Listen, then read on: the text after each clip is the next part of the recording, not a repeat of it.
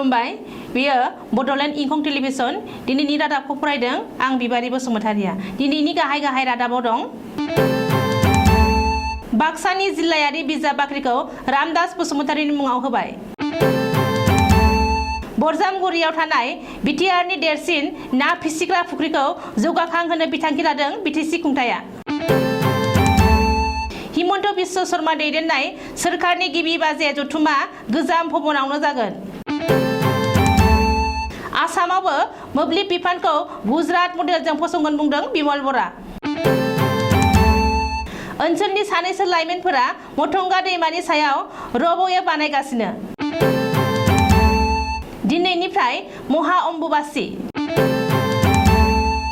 कार्बि आंलंआव 12 कौटि रांनि ड्राग्सजों लोगोसे 3 ड्राग्स फालांगिरि हमदों।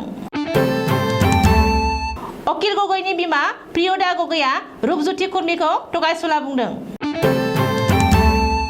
बिजनी खावाथिखायाव पुलिसा गोबां बिबांनि ड्राग्स जब्द खालामदों। सनितपुर जिल्लायाव कर'नानि हालोदा बांसिन जादों। तिनिसुकिया जिल्लानि पिलबारि मडेल हस्पिटालनिफ्राय 2 कर'ना पजिटिभ रोगिया खारखोमादों। दानिया दङ आबुं रादाब।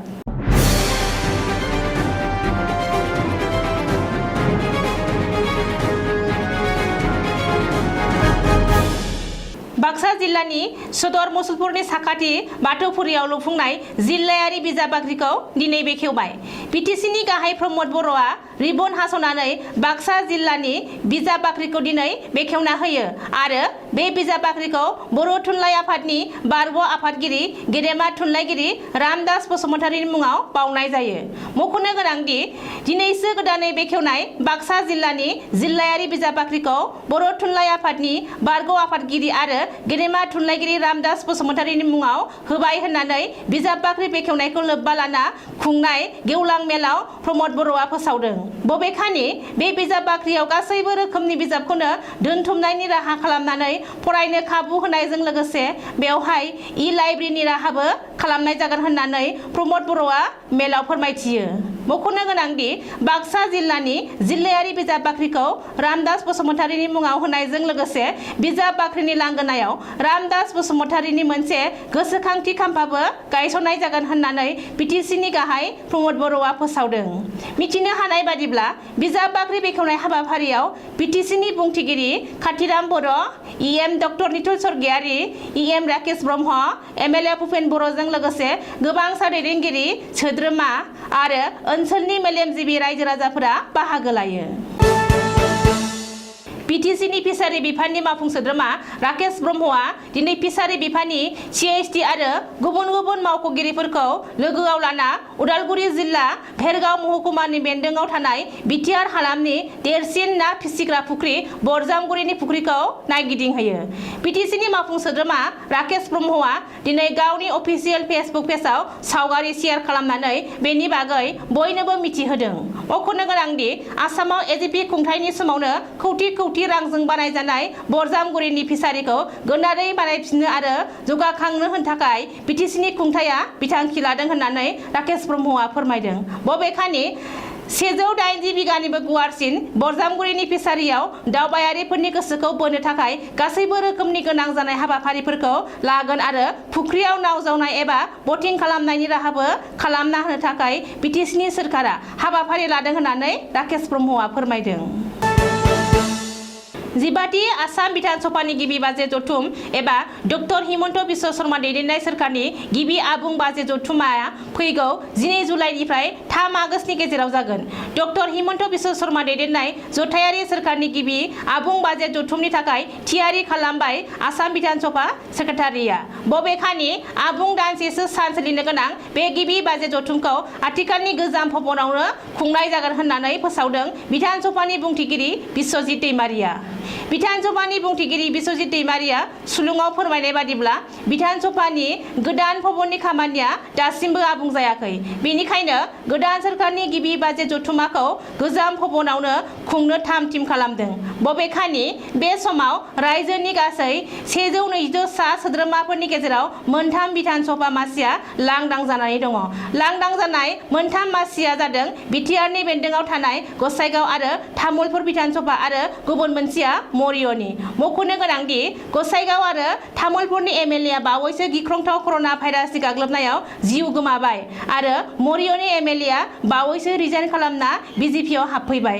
लांदां जानाय मोनथाम बिधान सभा मासियाव फैगौ 6 दाननि गेजेरावनो उफेरा बिसायख'थि खुंनांगौ। बेनिखायनो बेनि बागै बिसायख'थि आय'गआ रिपर्ट होबाय होननानैबो बिस्वजित दैमारिया सुलुङाव बुंदों।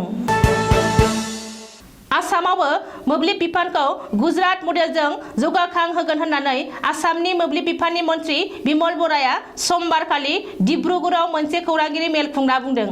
बबेखानि आसामाव 24 घन्टा मोब्लिब जगायनांगौब्ला मोब्लिब खावनायखौ बन्द खालामनांगोन होननानैबो खौरांगिरि मेलाव मन्थ्रि बिमल बराया रोखायै बुंथिदों।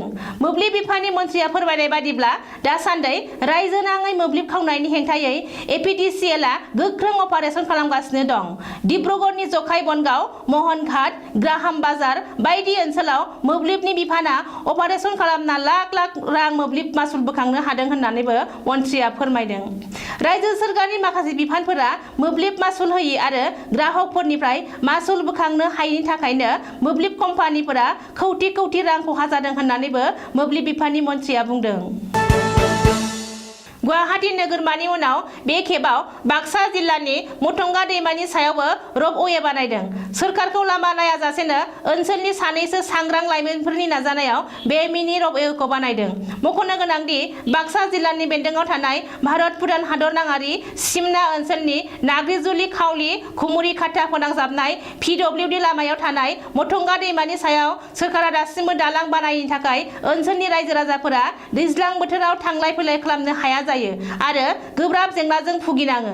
बेखौ नोजोर होनानैनो ओनसोलनि सानैसो सांग्रां लाइमोनफोरा मथंगा दैमानि सायाव मिनि रपअवे बानायनायनि थांखि लायो आरो बेनि खामानिखौ जागायो।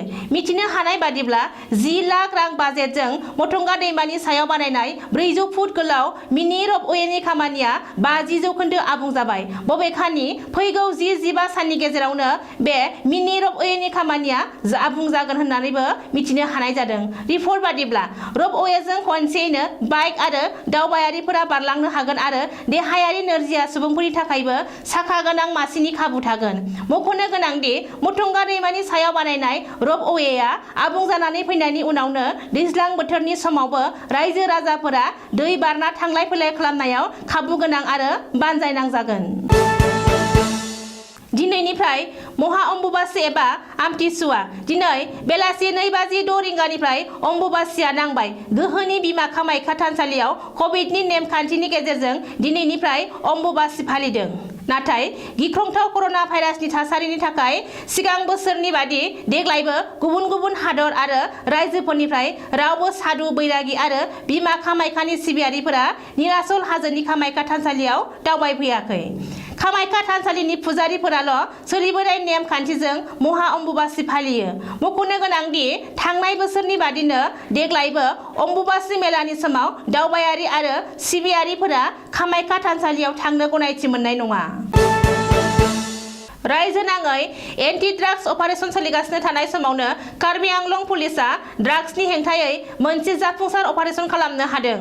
मिथिनो हानाय बादिब्ला कार्बि आंलं जिल्लानि दिल्लाइ पुलिस थानानि बेन्दोङाव सिग्रोमनानै MN06B0511 नम्बरनि बासनिफ्राय नोगोद 12 कौटि रां 3 केजि ड्राग्सजों लोगोसे 3 ड्राग्स फालांगिरिफोरखौ हमनो हायो। बबेखानि कौटि कौटि रांनि ड्राग्सजों लोगोसे हमजानाय सुरां फालांगिरिफोरनि सानैया आइजो आरो गुबुन सासेया बास ड्राइभार। बेनि बागै DGP भास्कर ज्योति महन्तआ टुइटाराव टुइट खालामना फोसावनाय बादिब्ला सुरां ड्राग्स फालांगिरिफोरा बिरसिं बेनो 1 लाखनि रां थफ्ला होना बारलांनो नाजादोंमोन। नाथाय हमगार्ड बिरसिंआ बे गावनि बिबानखौ मोजाङै मावफुङो आरो 1 लाख रांनि थफ्लाखौ लायालाबानो नोगोद 12 कौटि रांनि ड्राग्सखौ हमो।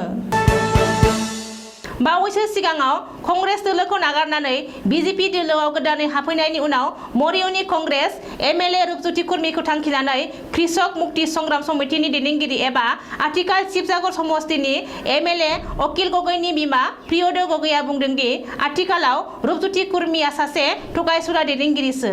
मानो होनोब्ला थांनाय बिधानसभानि बिसायख'थियाव कंग्रेस दोलोनि जानानै रायजो राजानिफ्राय भट लानानै देरहादोंमोन। नाथाय दा ओनसोलनि बै रायजो राजाखौ थगायनानै गाव हारसिंनि जौगानायखौसो साननानै आथिखालाव एमएलए रुपज्योति कुर्मीया कंग्रेस दोलोखौ नागारदों। बेनिखायनो मरियनि रायजो राजाया दिनै थगायसुला एमएलए रुपज्योति कुर्मीखौ फोथायनाय नंलिया होननानै प्रियदा गगैया बुंबावदों। चिरां जिल्लानि बिजनी महकुमा बेन्दोंआव खावाटिका कानपारानिफ्राय बिजनी थानानि पुलिसा समबारखालि गोबां बिबांनि ड्राग्स जब्द खालामदों। मख'नो गोनांदि पुलिसा संगालिनि जोहै स्रोदै खौरां मोननानै ताराब आली मुंनि न'आव सार्च अपारेशन खालामहैदोंमोन। नाथाय ताराब आलीया लोगो लोगो खारखुमानायाव दायनिगिरिखौ हमनो हास्लाबाखिसै। आथिखालाव पुलिसा ताराब आलीनि न'निफ्राय 90 ग्राम बिबांनि हिर'इन जब्द खालामनो हादों आरो ताराब आलीनि बेरेखायै पुलिसा एफआइआर होनानै केसखौ रेजिस्टार खालामबाय होननानै पुलिसनि सुलुङाव फोरमायदों।